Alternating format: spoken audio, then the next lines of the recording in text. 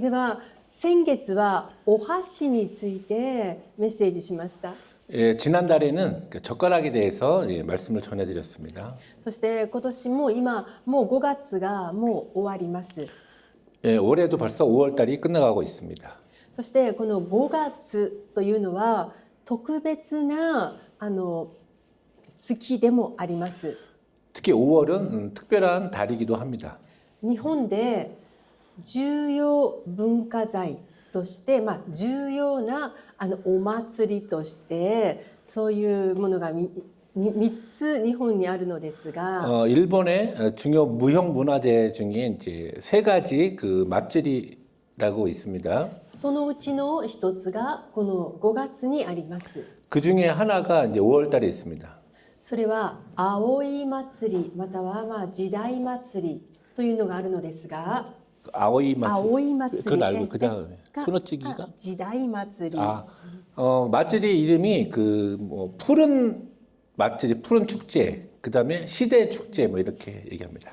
そしてこれはもう1000年以上続いているお祭りです。 이건 1000년 이상 지속되고 있는 축제입니다. そして私たちが今ダバルハフ宣教というものを去年から始めたのですが、 저희들이 ダバルハフという、다바르합 선교라는 걸 작년부터 そ 시작했습니다. れはヘブル語で神様の御言葉と霊という意味ですが、 그것은 히브리어로 하나님의 말씀, 그 다음에 하나님의 영, 예, 두 가지입니다. そのような名前なのですが、 그런 이름입니다만 で私たちはこの京都で行われるこのような大切なお祭りが行われる神社にも行ってきました。 그 일본 교토에서 그 열리고 있는 그 맛집이 축제에 다녀왔습니다. そしてそこに行って祈りました。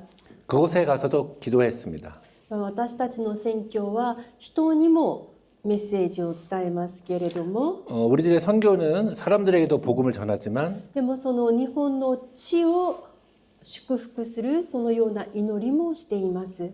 그 다음에 일본의 땅을 축복하는 그런 기도도 있습니다. そのようなことを教えてくださる今先生とともに私たち夫婦は訓練を受けています。 네, 그러한 것을 알려주시는 선생님과 함께 저희 부부가 훈련받고 있습니다. そしてこの5月というのは本当に特別な色があります。 5월 달은 특별히 그 특별한 색깔이 있습니다. はい、そしてそれが今日ここにもう漢字ばかりですね。この漢字で皆さんここに早いというこの字が分かりますか？早い。 저기 왼쪽에 하야이, 그러니까 빠르다라는 뜻의 그 한자를 아시겠나요? そしてその隣が緑でグリーンですよね。 네, 그 옆에는 이제 초록할 때 록자입니다. 예. でもこれは読むとき早緑とは言いません。 근데 이걸 일본어로 원래 읽을 때는 하야미돌이라고 읽어야 되는데 그렇게 읽지 않습니다. さみどりと言います。 사미돌이라고 읽습니다. これは日本語の能力試験の1級ぐらいになってくると時々出てきますよね。 이건 일본어 능력 시험 1급 정도 되면 가끔 나오는 문제입니다. で日本人の多分小学生も多分これ早緑って言うと思います。 일본 초등학생들도 이걸 아마 하야미돌이라고 읽을 수도 있다고 합니다. でもさみどりと言いますね。 네, 그러나 이제 사미돌이라고 읽습니다. このさみどりというのは大体皆さんイメージできますよね。 이 사미돌이란 말 어느 정도 그 이미지가 되시나요? 今の季節は新しい新芽がいっぱい出てくるそのような月です。 지금은 그 싹이 많이 나오는 그런 시기입니다. 풀에 싹 같은 것들이 많이 나오는 시기죠. ですから今の5月の時はこの新緑の月とも言います。 그리고 지금 5월 달은 신록의 계절이라고도 합니다. もしくは若い緑と書いて若緑の月とも言います。 그 다음에 그 젊은 그 미돌, 젊은 초록 뭐 표현하기가 좀 애매한데요. 예, 그렇게도 표현합니다. ですから大体これを見るとこの日本では緑色の月なんだなということがわかります。 그래서 이 글씨를 보면 어느 정도 그 푸른 그 녹색의 어떤 그런 것들을 의미한다고 볼 수 있습니다. ですからそうすると食器や少し例えばこの名詞もこの月例えば5月6月7月はちょっと薄い緑色の紙を使った名詞がたくさん出てきます。 네, 특히 이제 요즘 5월, 6월 요즘에는 그 명함 같은 것들도 약간 그 옅은 그런 그 녹색의 그 색깔을 띤 그런 명함들이 많이 나타나고 そ 있습니다. れからお皿食器もそうですね。 그다음에 식기도 그런 것들이 많이 나오고 있습니다. そして皆さんが好きかどうかはわからないけれどもお抹茶とか緑茶がたくさん良いものが出てきます。 그리고 여러분들이 좋아하실지 어떨지는 모르겠지만 지금 녹차나 마차 이런 그 좋은 것들이 많이 나옵니다. はい、このようなまずこのさみどりというこのさみどりの時というこれが今私たちが今過ごしているこの月ですね。 그래서 이 삼이돌이라고 써 있는 그 뭐 좀 이른 그 초록 이런 것들이 지금 우리가 지금 현재의 이 시점이라고 생각하시면 됩니다. そしてこの日本語の難しいところは、こういう緑色がだいたい125色ぐらいあります。5月だけで。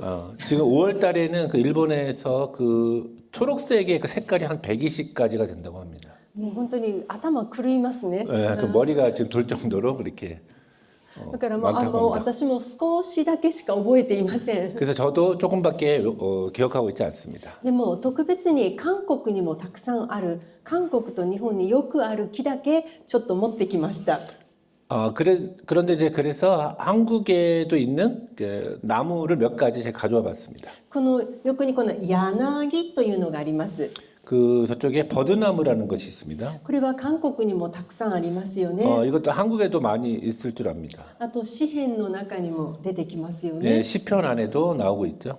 そしてこの柳の木がこう垂れていますね。 그 버드나무의 그 줄기들이 가지들이 이렇게 밑으로 쭉 쳐져 있죠. この垂れているところに少しだけ新しい芽が出始めます。 그리고 축 처져 있는 가지 그 중간중간에 이렇게 싹이 나와 있습니다. その色だけ、その葉っぱの色だけを朝緑と言います。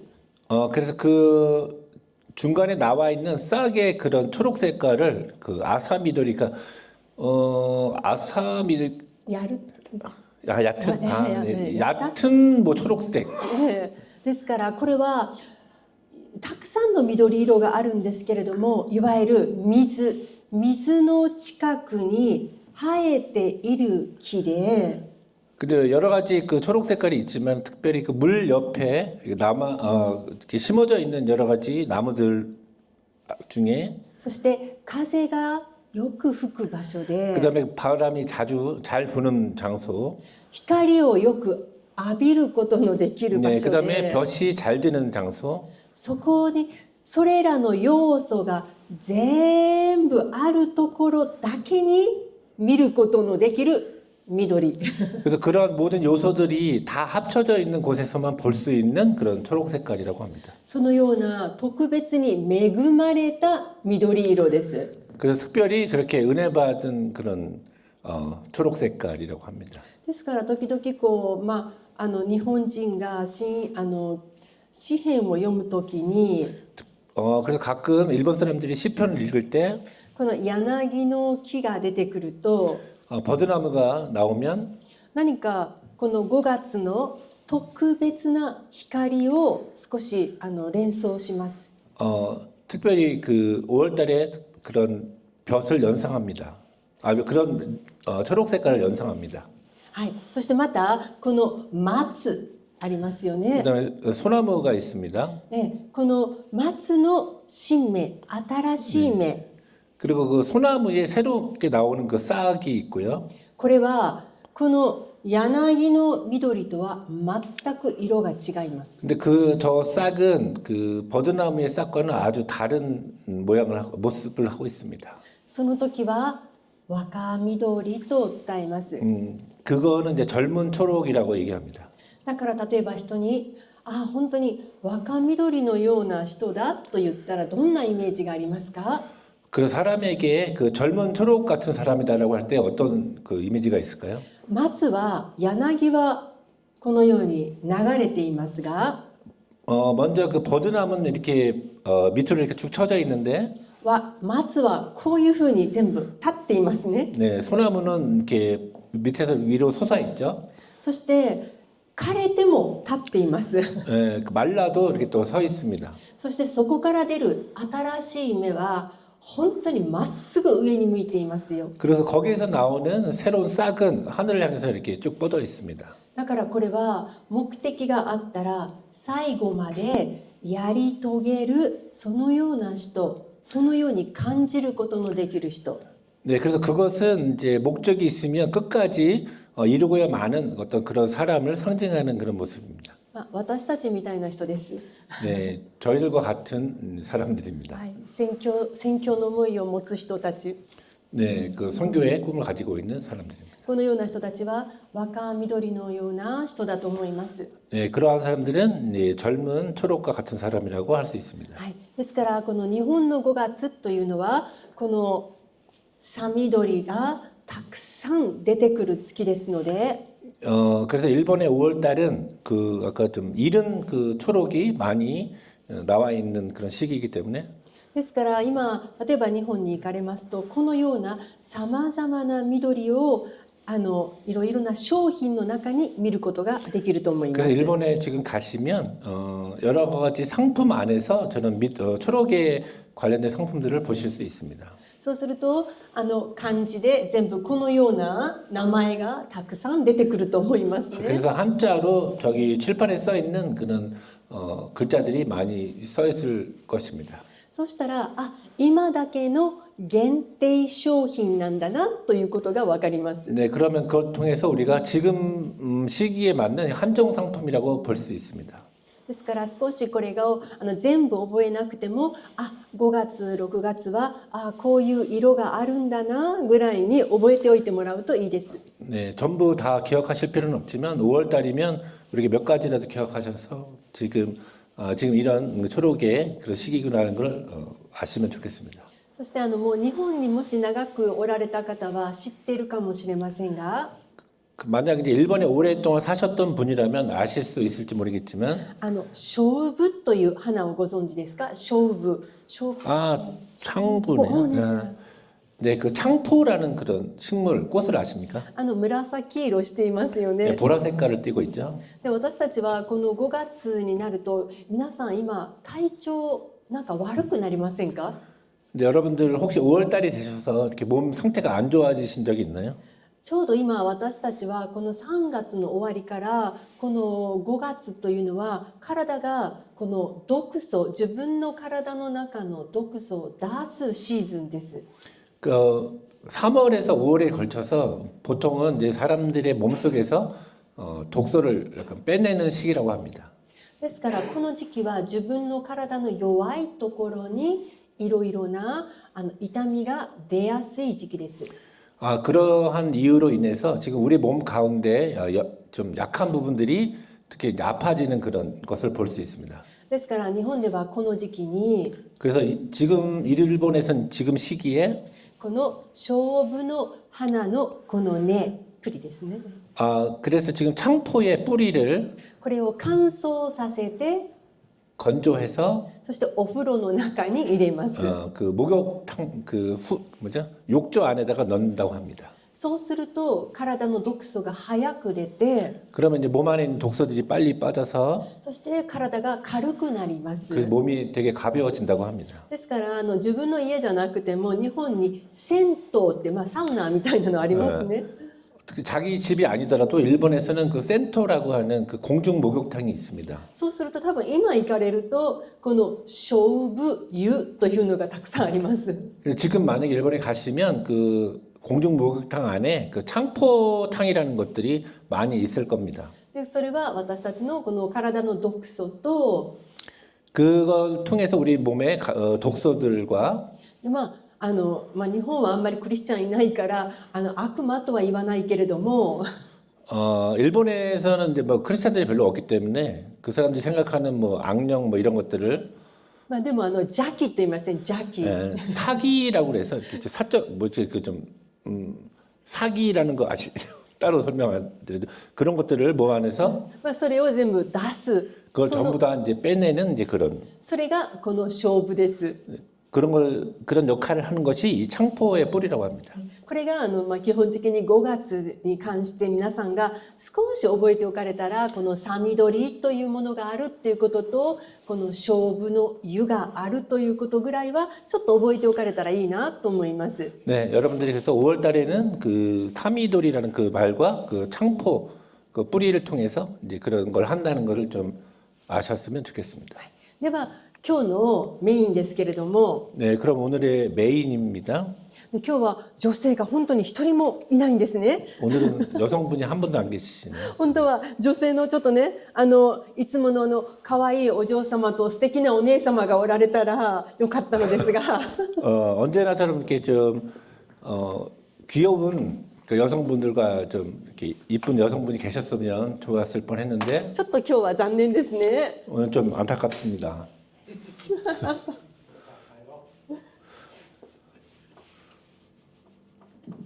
そして先月お箸についてお話ししたのは 지난달에 우리가 그 젓가락에 대해서 말씀드렸습니다. これが食べることのすべての基本なのでお伝えしたのですが 그게 이제 식사 예절의 이제 가장 기본이 되는 것이기 때문에 모든 것이기 때문에 저희가 말씀드렸습니다. でまたあともう一つ覚えておくとしたらあとお茶だと思うんです。 그 다음에 기억해 두시면 좋을 것이 이제 그 차에 관한 내용입니다. でこれは別に皆さんが誰かの家に行ったとか誰かをお招きするとかそういうのはもう関係なく 이건 여러분들이 누군가의 집에 초대받았거나 아니면 누구를 초대했을 때 이런 거랑 상관없이 日本ではお茶がよく出てきますね。 이제 어딜 가든 그 오차라는 그 저기 차가 잘 나옵니다. ですからこれをどのように出してあげるのか 그러면 이것을 일본에서 어떻게 이렇게 내어 놓을까요?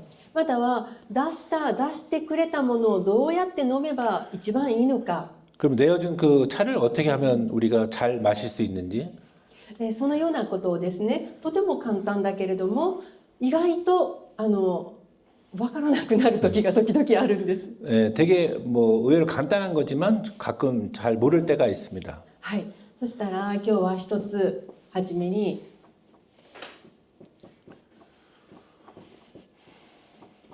この斬新と言います。斬新 네, 그래서 오늘 이제 처음으로 잔심이라는 한 일본어인데요. 잔심은 우리나라에서 안 こ 쓰고 の言葉を聞かれた方 저런 말 あります 들어보신 か 적 있나요? 日本にいてあ 일본에 ないですか 가셔서도 들어본 적은 これは漢字がこれ分かりますか？残る 네, 저 잔자가 어떤 뜻인지는 아시죠? 그 남는다, 남다라는 뜻입니다. 心を残すことなんです。 저것은 이제 그 마음을 남긴다라는 뜻입니다. これはとても大切な日本語の一つです。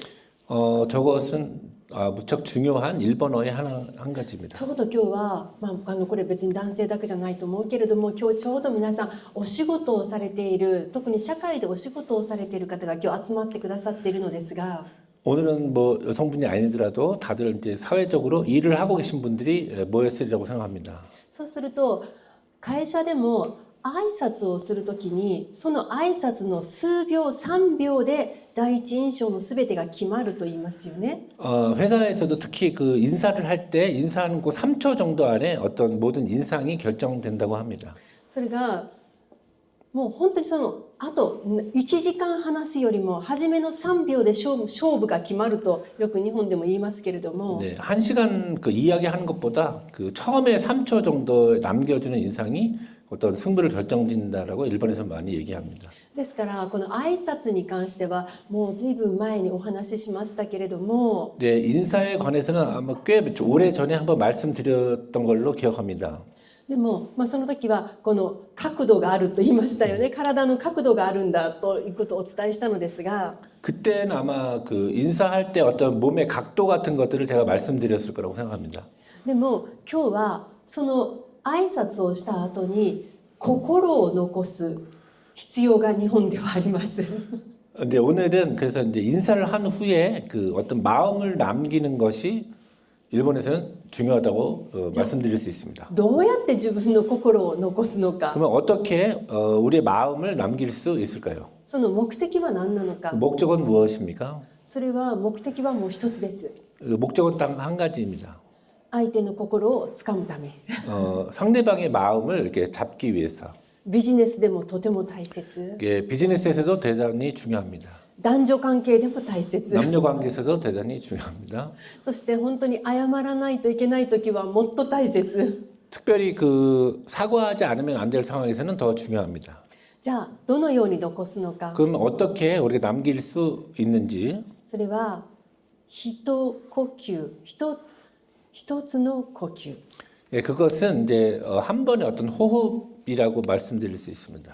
例えば私が時々韓国に初めて来た時に 제가 한국에 처음 왔을 때 こう韓国の人と挨拶をする時に 한국 사람과 인사를 할 때 こう挨拶をした後に 그 인사를 한 후에 こうすぐにもう違う方向に行ってしまうとか 바로 다른 방향으로 가버린다든지 挨拶をした後に 인사를 한 후에 すぐに何か話し始めるとか 바로 다른 이야기를 해버린다든지 その時に少しちょっとびっくりしたんです。 그럴 경우에 조금 놀랐습니다. でそれはなぜかというとこれは初めて挨拶する時のケースですよ。 이것은 제가 왜 그러냐면 처음에 인사를 할 때의 경우입니다. もう仲良くなって何回も何回も会った後はこれ関係がないです。 친해져서 이제 몇 번이고 자주 만났을 때는 관계 없는 이야기입니다. これは初めての時のお話です。 그건 처음 만났을 때 이야기입니다. その時に人の心をつかむための一つの方法として 처음 만났을 때 우리가 사람의 마음을 붙잡을 수 있는 한 가지 방법은 挨拶をした後に 인사를 한 후에 日本ではこのように言います。一呼吸置きなさいと言います。 그럴 때는 한 호흡 이렇게 두라고 합니다. 쉬라고 하는 거죠. 例えばはじめましてと挨拶した後この一つ 네, 처음 뵙겠습니다 하고 이렇게 심호 이렇게 하는 거라고 합니다. この瞬間がこの1秒があるとないとで相手に与える心理的なものが全然違うんです。 이러한 그 1초 간의 그 호흡이 있는 것과 없는 것이 상대방에게 전해주는 것이 상당히 다르다고 합니다. はじめまして、私は川本真美ですというより、はじめまして、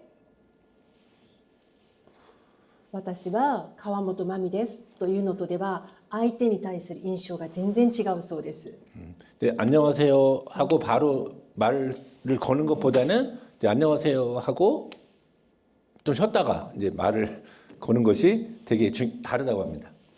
ですから日本というのは何度も私はお伝えしていますけれども、絵がこういうふうにあったらヨーロッパのとか、西洋の絵というのはほとんどここ全部絵とか色がついていますね。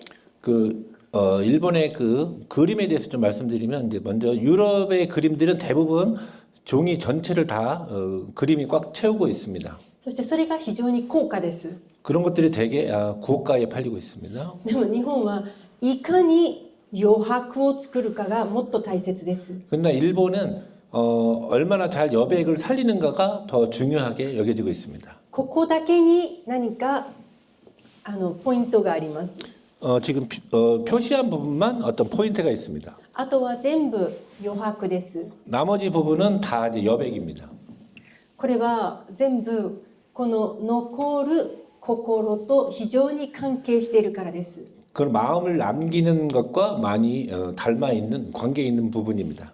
韓国語でも余韻という言葉がありますよね。余韻って 한국어에도 여운이라는 말이 있습니다.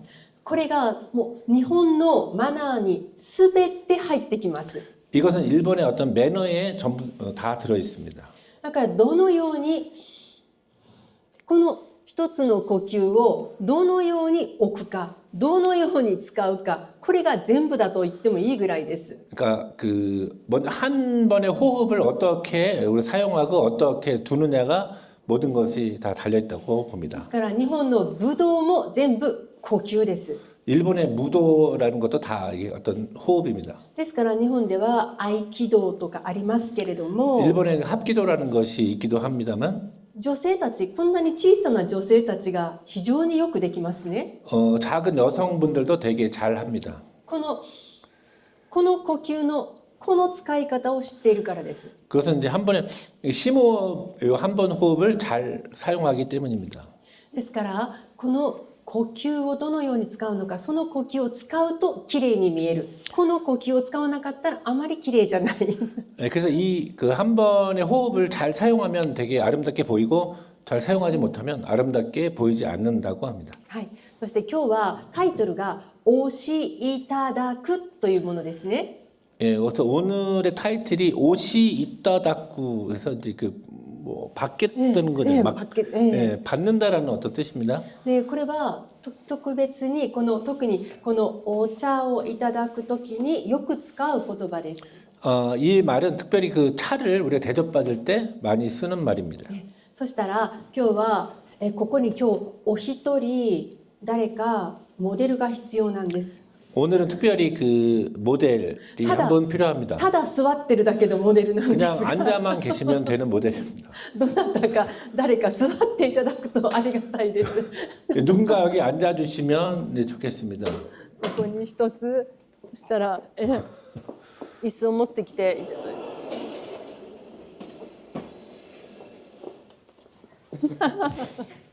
て。これは失礼します。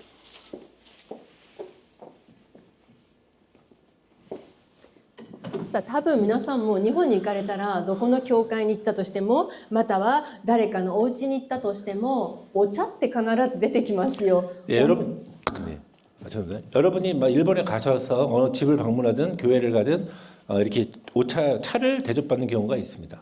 でもじゃあその時に自分がお茶をいただく時ですね。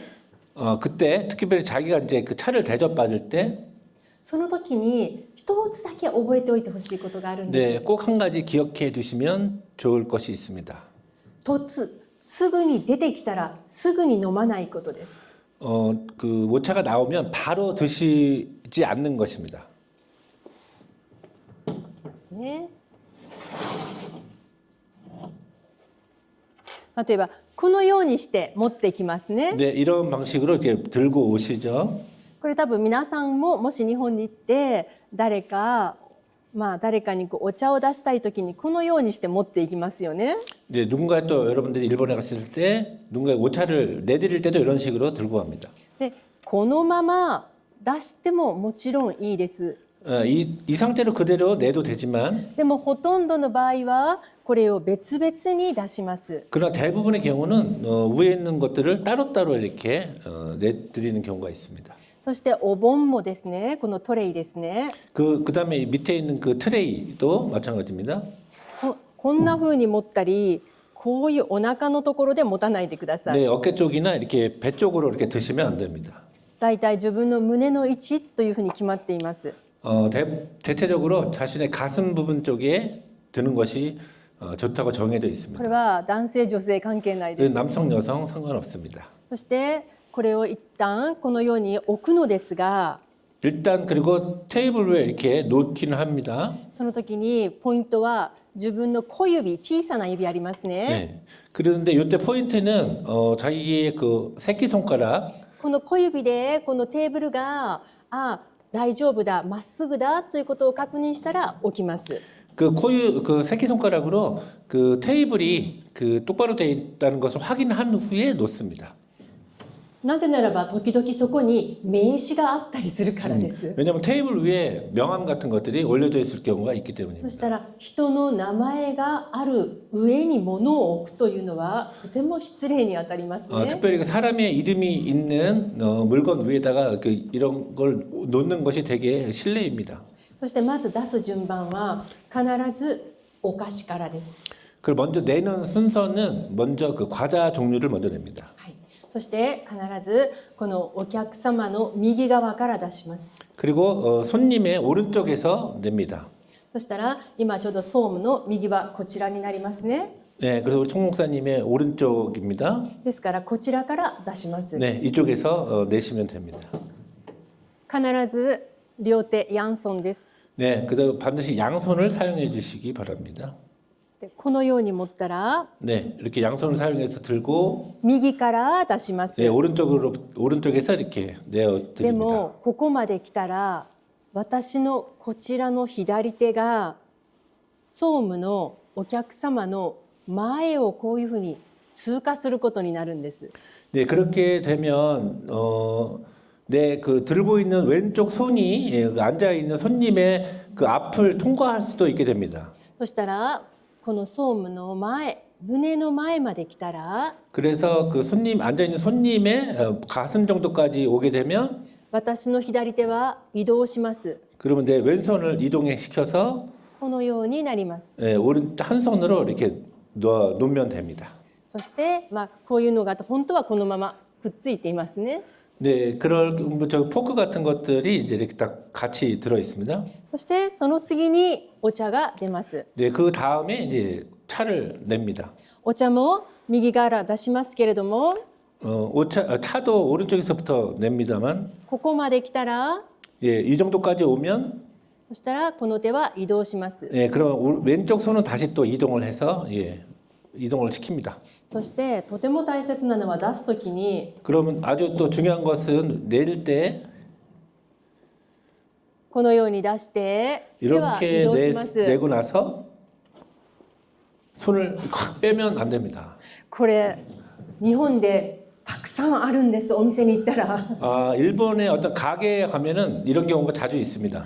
教育受けてない教育がちゃんとお店の店長さんが教えていないところを行くとそうなるんです。 그 점장들이 잘 교육을 시키지 않은 그런 가게에 가면 그런 경우를 자주 볼 수 있습니다. で教育がよくできたお店に行くと絶対にないです。 예, 교육이 잘 된 가게에 가면은 절대로 없는 일입니다. このようにこう出したら 이렇게 이제 내어 드리고 나면 この手2つは名残手と言います。 그 손을 그때는 이제 나고리 때는 名残手と呼ばれるものなのですが、 나고리 때라는 뭐 이름입니다만 우리나라는 좀 없는 말이라 皆さんは名残惜しいという言葉がわかりますか？ソウナダ、ねソウナダ名残惜しいという言葉が日本語にあります。 아, 나고리 옷이라는 말이 있다고 합니다. 그 우리나라 말로 서운하다라는 뜻인데요. それは本当にとても大切な人とかとても自分にとって重要な人に対して使う言葉ですね。 그것은 이제 아주 중요한 사람이라든지 자신에게 또 중요한 사람에게 사용하는 말입니다. ですからこの私たちがお茶を出すときに名残手というものが必要なのは出してすぐにこのように引いてしまうのじゃなくってとても大切な方なんだってだからゆっくりゆっくりと引いていくんです。 아, 그래서 이제 그 진짜 자기에게 있어서 아주 중요한 손님일 경우에는 이렇게 오차를 내고 나서 아주 천천히 손을 빼는 것이 아까 이 나고리 때라는 그 의미하고 상통한다고 합니다. はい、そして今先ほど必ずお茶は相手の右側から出すとお伝えしました。 아까 그 차는 상대방 그러니까 손님의 오른쪽에서 낸다고 말씀드렸습니다. でも時々ですね、こちらに大きな荷物を置かれている時があります。 그런데 이제 손님 옆에 아주 큰 짐이 있을 경우가 있습니다. そしてここに何か壁があるかもしれません。 또 손님 옆에가 바로 벽일 수도 있습니다. そしたら仕方がないですね。左側から出さないといけません。 네, 그럴 경우에는 어쩔 수 없이 왼쪽에서 내지 않으면 안 되는데요. その時は先ほどお菓子から出してくださいと伝えましたね。 아까 근데 우리가 이거 낼 때 과자부터 먼저 내라고 말씀드렸죠? でも相手の左側から出すときは 근데 이제 그 손님의 왼쪽 편에서 그 차를 낼 경우에는 もし私が先にお菓子を出したら 근데 먼저 제가 과자를 내버렸다면 このお茶を最後に出すときに 그런데 이제 그럴 경우에는 차를 마지막에 낼 때 私のこの袖が 그 오른쪽 그 소대 저 손목에 있는 그 옷 끝부분이 お菓子の上を通過します。 그럴 경우는 이제 그 과자의 윗부분을 통과하게 됩니다. この部分を日本語で袖と言いますね。 네, 그 소매 옷자락 부분을 일본 말로 소대라고 하는데요.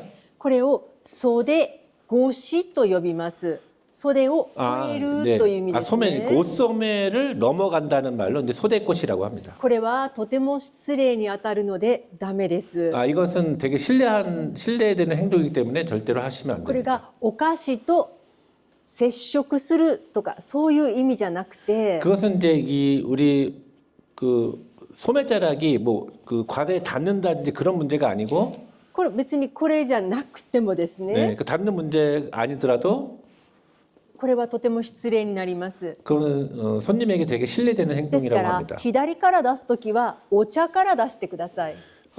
만약에 그래서 왼쪽에서 그 차를 내드릴 경우에는 차부터 내주시면 됩니다. はい、そしてこれをいただくときは 그래서 이걸 근데 손님이 이걸 드실 경우에는 こうお茶をいただくときに 차를 먼저 드실 때 そうするとこれを出てきたらすぐにって飲まないでください。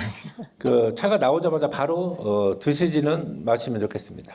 今日の言葉です。おしいただく。 오늘의 그 주제죠. 옷이 이따다쿠라는 말이 こ 있습니다. れが出たらまず右手で持って左手で受けます。 그 오른손으로 잡고 왼손으로 이렇게 받쳐줍니다. まず自分の胸まで持ってきます。 그리고 자신의 가슴 정도까지 그걸 가져옵니다. そして先ほど言った一呼吸。 그다음에 아까 말씀드렸던 그 일단 한 번의 호흡을 먼저 하십니다. これは感謝の意味です。 이것은 이제 그 감사의 의미라고 합니다. そしてそれからいただいて飲んでください。 그다음에 이제 드시면 됩니다. そしてこれもお菓子を食べるときに 그다음에 과자를 드실 때는 私結構口が大きいので 제가 입이 커서 この1個ぐらいだったらそのまま入ります。 한 개 정도는 그냥 바로 이제 먹습니다. でも食べれるんだけれど 다 먹을 수 있지만 半分に切ってください。 반으로 잘라주세요. 家ではそんなことしないです。 집에서는 그런 거 하지 않습니다만 外ではします。 밖에서는 그렇게 합니다. その時も必ず半分に切ってから一口ずつ召し上がってください。 네, 그래서 그때는 반드시 반으로 잘라서 이제 그 한 입씩 드시면 됩니다. はい、ですから今日皆さんに覚えておいていただきたいのはこの斬新心を残すという言葉。 네, 그래서 오늘 여러분들께서 기억해 두시면 하는 것은 이제 곧 마음을 남기는 것, 이제 그런 뜻입니다. このようにしていただきたいんです。 네, 이렇게 송 목사님 하시는 대로 하시면 됩니다. で本当にでもこれができている人はほとんど私は日本でもあまり見ないです。 네, 그런데 이런 예절을 잘 지키는 사람을 제가 일본에서 잘 본 적은 없습니다. 最近はあまりこういったことを家庭の中でも教えてもらわないですね。 지금 최근에는 일본 가정에서도 이런 예절을 잘 가르치지 않는 것 같습니다. あとそれから片方の手だけで飲まないでください。 그다음에 차를 마실 때는 한쪽 손으로만 드시지 않으면 좋겠습니다. 食べる時もこの左手がこの何にもなくてこういうふうに食べないでください。 그리고 또 과자를 드실 때도 왼손을 막 그대로 냅두고 오른손 하나로만 드시는 것도 좀 안 하시는 게 좋습니다. この左の手がここ 네, に 왼손이 このように、 예, 그 少し 접시를 して 잡고 そして食べます。 오른쪽으로 집어서 이렇게 드시면 됩니다. はい、それだけ覚えておいてくださったら、もう日本でどこに行ってもお茶は大丈夫です。 네, 이것만 잘 기억해 두시면 일본에 어디를 가든 문제가 없을 거라고 생각합니다. そして今日はですね、このコップに絵がないんです。 근데 오늘 제가 여기 가져온 컵에는 그림이 없습니다. でももしここに何か絵があったら、 근데 만일 저기에 그림이 있다면 多分出す人は絵がお客様に見えるようにこのように置いてくれるはずです。 그림이 있을 경우는 아마 그 오차를 내는 사람이 손님에게 그림이 보이는 쪽으로 이렇게 차를 냈을 겁니다. そしたらその時飲む時はこの絵を少し回してください。キュッキュッと。 그럴 경우에는 그림이 있는 부분을 이렇게 약간 옆으로 돌려주시면 됩니다. そうするとその絵絵の部分が汚くならないですね。 아, 그러면 이제 우리가 그걸 차를 마셔도 그 그림의 부분이 더러워지지 않습니다. はい、これもとても大切なことの一つです。 이것도 되게 중요한 것 중에 하나입니다. そしてこれはチャータークと言います。チャーターク 네, 이거는 뭐 컵 받침이네요. 네. で、私は今これどの方向を使ってもいいものを持ってきました。 이거는 어떤 방향을 써도 괜찮은 차받침을 갖고 왔습니다. そして本当はいろいろな種類があるけど、木でこのような木で作ったもの 네, もあ 이 ります。 차받침이 여러 가지가 있지만 이런 이제 나무로 만든 차받침일 경우 そしたら木で作っていたら当然線がこのように入っていますよね。 네, 나무로 만들었을 경우는 이제 이런 그 나무 모양이 이렇게 선 같은 게 이렇게 좀 들어 있습니다. そしたらこれももちろんそのように線が入っているはずです。 네, 그러면 이제 차받침도 이런 이제 나무의 고유의 선이 이제 들어 있을 겁니다. そしたら多分お店の人は線が入っていたらその線水平に皆さんの前に置くはずです。 네, 그 나무로 된 차받침이 이렇게 선이 들어 있을 경우에는 그 손님의 평행에서 이렇게 차받침을 내릴 겁니다. もしこのように縦に例えばこれだったら今このように線が入ってるからこういうふうに縦に置くと 근데 만약에 저거를 선의 방향을 수직으로 해서 놓을 경우는 何を意味するか分かりますか？ 어떤 것을 의미하는지 아십니까? 今回1回限り来たけれどもう次来なくていいよという意味ですよ。 아, 이제 손님이 한 번 왔지만 다시는 안 와도 된다라는 뜻입니다. もう私たちの関係が切れてもいいよという意味 우리들의 ですね。 관계가 이제 더 여기서 끊어져도 괜찮다라는 뜻이라고 합니다. でもこのことも知ってる人はあまり多くないです。 그러나 지금은 그것도 알고 있는 사람이 많이 없을 수 있습니다. だからもし万が一皆さんがこのことを今聞きましたね。 여러분들이 만일 이걸 들었을 경우 そして日本に行きました。 일본에 갔습니다. そして突然縦にこんなふうに縦になったものが皆さんの前に出てきても 근데 갑자기 가게에 갔을 때 이렇게 나무로 된 이렇게 그 차받침 같은 것이 수직으로 된 게 우리 앞에 놓여졌을 경우 全然気にしないでください。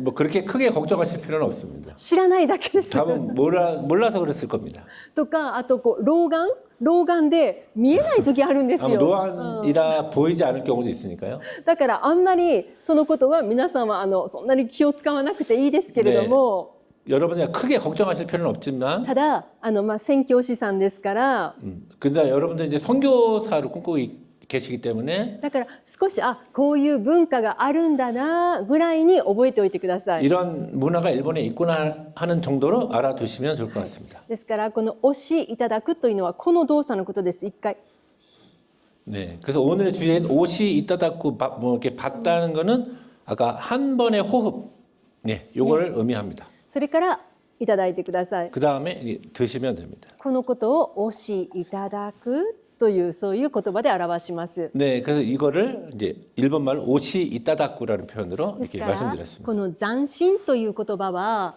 그래서 이 잔심이란 그 마음을 남기다라는 말은 お茶も飲んで、お話もたくさんした後 차도 마시고 많은 이야기를 한 후에 お別れの時が来ます。 헤어질 시간이 옵니다. そしたら例えばまたじゃあこちらにちょっとハングラム목사님 여기에ちょっとそしたら私はお客様ですからお客様ですね。 네, 손님이시니까 私が 저는 家の人です 네, ね。 집에서 이제 접대하는 사람이고요. そしたら挨拶しますよね。ありがとうございました。 네, 감사합니다. そしてこのもうハンガラムそのまま帰っていかれますね。 네, 이렇게 돌아가십니다. 帰っていかれますよ 네, ね。 네, 돌아가실 경우 でその時に 네, 그럴 경우에 挨拶しました。 네, 인사를 합니다. 私もやっと終わったと思って、 네, このまま 그 行ったらダメです 인사하고 ね。 바로 돌아서서 이제 겨우 끝났다 이렇게 하는 생각으로 네, そし 돌아가시면 た 안 ら 됩니다. 私はこの総務が見えなくなるまでここにいないとダメですよ。 근데 원래 이제 눈에 나 주인은 그날은 돌아가는 손님이 보이지 않을 때까지 그 자리에 서서 있지 않으면 안 됩니다. 信号が赤で青になるまで私も待っていないといけません。ここで。 네, 그 신호가 이제 보통 빨간불에서 파란불이 될 때까지 기다리듯이 저는 기다리지 않으면 안 됩니다. 相手の姿が見えなくなるまで待ちます。 네, 그 돌아가시는 손님의 모습이 보이지 않을 때까지 기다리지 않으면 안 됩니다. これもこの斬新のマナーの一つです。 네, 그것이 이제 마음을 남기다라는 이게 일본의 어떤 예절 중에 하나입니다. そしてこの見送った後、例えば家の場合、 네, 그다음에 이제 그 보내고 나서 집에서 日本で絶対してはいけないことが2 집에서 つあります。 절대로 하면 안 되는 두 가지가 있습니다. お客さんが帰られました。 네, 손님이 돌아갔습니다. お客様がいた部屋があります。 그 손님이 있었던 방이 있습니다. すぐに電気を消すこと。 바로 전기를 끈다는 것. あ、やっと終わった、やっと帰ってくれたという意味になりますか 아, ら、 바로 전기를 끈다는 것은 아, 이제 겨우 이제 돌아갔구나. も 이제 しかし 끝났구나 하는 그런 万 걸. が一戻ってきた時のために5分間ぐらいはそのまま起きま 근데 す。 이제 왜냐면 돌아갔던 손님이 바로 혹시 돌아올 수 있기 때문에 5분 정도는 켜둔 채로 있습니다. その光は相手には見えないけれど、 그 불은 상대방에 보이지 않지만 心を残すんです。 근데 그것은 이제 마음을 남기는 그런 행위입니다. 本当に楽しかったというその表現です。 그것은 이제 이 모임이 되게 즐거웠다라는 것을 의미하는 표현입니다. そしてまたお客様が帰ってドアを閉めた後、 그 다음에 돌아간 후에 현관 문을 잠그고 나서 なんか楽しいからといって大笑いしたらダメなんです。声を 근데 出して。 즐겁다고 해서 큰 소리를 내서 웃으면 안 됩니다. でも多分これは皆さんも想像できると思うのです 근데 が、 이건 여러분들도 어떤 상상이 되실 거라고 생각하는데요. それはお客様が聞いたら、 그걸 만약에 손님이 들었을 경우 あ、なんか自分のことを笑っているのかなって勘違いするかもしれないからです。 그 자기에 대해서 되게 뭔가 이렇게 비웃는 듯이 생각할 수 있기 때문에 だからそのような誤解を招かないために、 그런 오해를 초래하지 않기 위해서 だからその時は笑ってはいけないよと言われますね。 그럴 때는 웃으면 안 된다고 보통 말해지고 있습니다. 今日私が皆さんにお伝えしたのは、こ오늘 のどのようにしてこの心を残すのかということについてお話ししました。 오늘 제가 여러분들에게는 어떤 식으로 해서 마음을 이제 남길 것인가에 대해서 말씀드렸습니다. ですから皆さんが多分お茶を多分飲む立場になると思います。日本では。 네, 만약 여러분들은 일본에서는 오차를 대접받는 그런 상황이 되실 것입니다. で時々私の真ん前に置いてくれるとありがたいけれども、 근데 가끔 내 앞에 딱 있으면 좋은데 でも4人とか5人いたら、 그 만약에 4-5명이 앉아 있을 경우 そしたらやっぱり自分の前にじゃなくて少し遠いところに出てくる時があります。 근데 그럴 경우에는 제 바로 앞이 아니라 약간 좀 멀리 좀 내주실 경우가 있습니다. その時は必ず自分の前まで持ってきてください。 그럴 경우는 반드시 자기 앞으로 이렇게 끌고 와주시면 됩니다. そしてできたら 가능하시면 こうするんじゃなくって、 예, 바닥으로 이렇게 끌면 안 되고요. 少し持ち上げてください。 예, 持ち上 약간 げてから 들어주시고 自分の前。 예, 들어서 자기 앞으로 こ 가져오시면 れも 됩니다. こうするんじゃなくってここにあったら少し持ち上げて自分の前。 네, 잠깐 들어서 자기 앞으로 가져오시면 됩니다. これまでできたらもう130点ぐらいです。 이것까지 다 되시면 이제 130점이라고 말씀드릴 수 있습니다. ね、これはまあなんか本当に名門の小学校とかでは教えます。 메이몬 名門すごく有名な小学校。 네, 메이몬 됐네.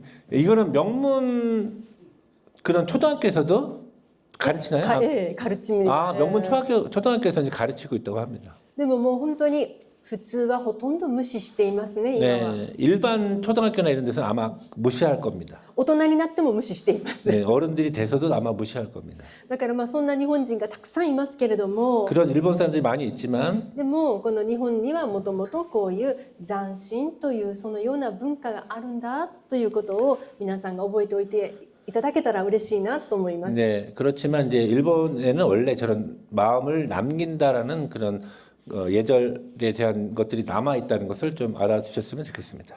私がちょうどこの間ある方とスターバックスに行ったんですね。 네, 제가 얼마 전에 아는 분과 함께 그 스타벅스에 갔습니다. でそしたらインドネシアかなんかちょっとこう東南アジア系の方がいました。 그때 아마 인도네시아인지 모르겠지만 동남아시아 계열의 그 사람이 있었습니다. もう本当に韓国語もペラペラ 네, で、 한국어도 되게 잘하시고 でその方がコーヒーを出したのですが、 그 직원이 예, 인도네시아 분 같은 직원이 이제 커피를 내줬습니다. でいつもだったらもうスターバックスで何も期待しませんが、 네, 대부분은 스타벅스에 어떤 기대도 하지 않지만 もうコーヒーがポーンと置かれますよね。 네, 보통 이제 커피를 이렇게 탁자 위에 올려놓죠. スターバックスだからいいんですそれで。 근데 뭐 스타벅스니까 그 상관없습니다. でもその東南アジアの職員さんが 근데 그 동남아시아 계통의 그 직원분이 カップを 컵을 置いて、あ私が来るまでずっと私の顔を見ているんです。こんな風 이렇게 に。 두 손으로 이렇게 컵을 놓고 제가 올 때까지 이렇게 손을 잡고 눈을 이렇게 보고 있었습니다. 両手で。 그 양손으로 그걸 잡고 있었습니다. そして私が目の前まで来たら 제가 눈앞에까지 오니까 こういう風に出してくれたんです。 그러니까 이제 저렇게 이렇게 내줬습니다. 感動して3秒ぐらい動けなかったです。 제가 너무 감동해서 3초 정도 움직일 수 없었습니다. 最近日本でもあんまりやってくれないのに、 최근에 일본에서도 별로 그렇게 해주지 않는데 韓国に来て 한국에 와서 スターバックスで 스타벅스에서 外国人から 외국인으로부터 外国人の私に 외국인인 저에게 このようなプレゼントをしてくださって、 이런 그 선물을 준 것에 대해서 もう本当にびっくりしました。 정말 놀랐습니다. やっぱりその時にこの心を感じたんですね。 그럴 때 이제 이런 그 마음이 남았다는 것을 느꼈습니다. なんかこの人はスターバックスで働きながらプライドを持って働いているんだなって感じたんです。 아마 그 직원은 스타벅스에서 일하지만 되게 자부심을 가지고 일하고 있다고 생각을 했습니다. ですから特にこれをそのようによく感じるのか、もしくはいつまで手触ってるの汚いから早く手離してと思う人もいるかもしれません 네, ね。 근데 저처럼 이렇게 잘 그것을 이제 얘들을 받아들이는 사람이 있는 반면에 더러워지니까 빨리 손을 떼라고 하는 사람도 있을 수도 있습니다. ですから必ずしもこれが私がいいことだとは思っていないです。 네, 그래서 이렇게 마음을 남긴다는 그런 모든 행동들이 다 좋다고는 할 수는 없습니다. これは文化によって違いま 그 すよね。 문화에 따라서 다르다고 생각합니다. ただ日本にはこういうものがあるんだというぐらいに覚えておいてください。 그렇지만 이제 일본에는 이런 문화가 있다는 것을 좀 기억해 주시면 감사하겠습니다. では今日はこれで終わります。 그럼 오늘 이것으로 마치겠습니다. 네, 감사합니다. ありがとうございます。감사드립니다.